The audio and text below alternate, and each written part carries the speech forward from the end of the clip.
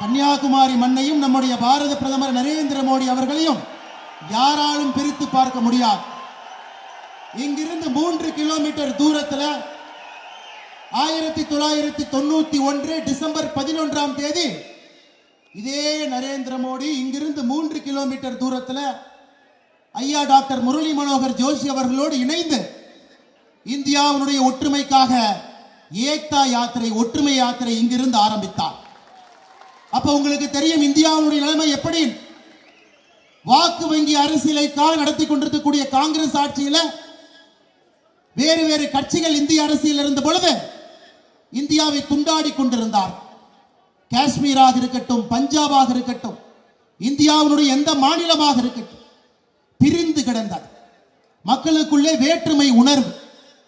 இது இங்கிருந்து 3 kilometre December 11ஆம் தேதி 1995 45 நாட்கள் இந்த மண்ணில் இருந்து ஆரம்பிக்கப்பட்ட ஒற்றுமை யாத்திரை, ஏக்தா யாத்திரை ஜனவரி 26ஆம் தேதி 1992 காஷ்மீரினுடைய லால் சவுக்கில் நம்முடைய மூவர்ண கொடியை ஏற்றி வைத்து நம்முடைய பாரத பிரதமர் நரேந்திர மோடி அவர்கள் சொன்னார்,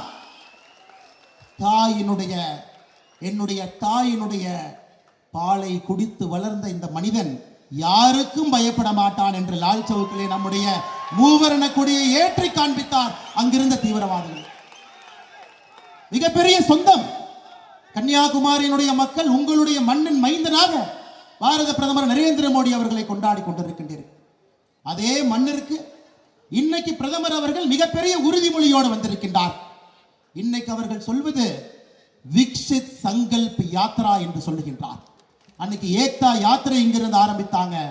இத்தனை ஆண்டுகள் கழித்து இந்தியாவுடைய பிரதமராக நம்முடைய நாட்டை வல்லரசு நாடாக மாற்றுவதற்கு 2047 முடியும் பொழுது இது ஒரு மிகப்பெரிய வல்லரசு நாடாக மாற வேண்டும். அதற்காக 3வது முறை மறுபடியும் நாம் நீங்கள் வாய்ப்பளிக்க தயாராக வந்திருக்கின்றீர்கள். இது போன்ற அரசியல் தலைவர் கண்ணு கெட்டிய தூரம் வரைக்கும் இல்லைங்க. குடும்ப கட்சிகள், ஊழல் கட்சிகள் மக்களை கொள்ளையடித்து தன்னுடைய குடும்பத்தில் இருக்கக்கூடிய அவருடைய குழந்தைகள் ஆட்சி கட்டலுக்கு வர வேண்டும் என்று துடிக்கக்கூடிய இந்தியா கூட்டணி.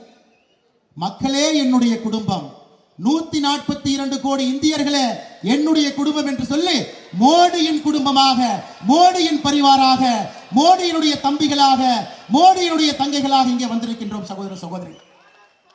இந்த யாத்திரை மிக முக்கியமான யாத்திரை, விக்சித் சங்கல்ப் யாத்திரை. அடுத்த 25 ஆண்டுகளுக்கான கனவோடு நம்முடைய பாரத பிரதமர் நரேந்திர மோடி அவர் வந்திருக்கின்றார்.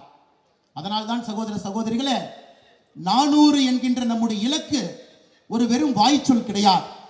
2024 பாராளுமன்ற தேர்தல் முடிந்து உங்களுடைய ஆசையோடு நம்முடைய பாரத பிரதமர் நரேந்திர மோடி அவர்கள் 3வது முறையாக ஆட்சி கட்டலில் அமரும் பொழுது 400 என்பது வெறும் வார்த்தை இல்லை, அது இந்திய மக்களுடைய உணர்வு.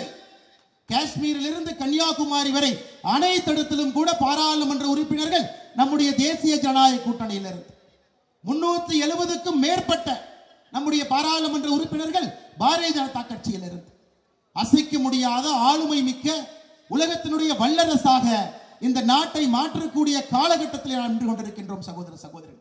அதற்காக நம்முடைய பாரத பிரதமர் நரேந்திர மோடி அவர்கள் கன்னியாகுமரிக்கு வந்திருக்கிறார்.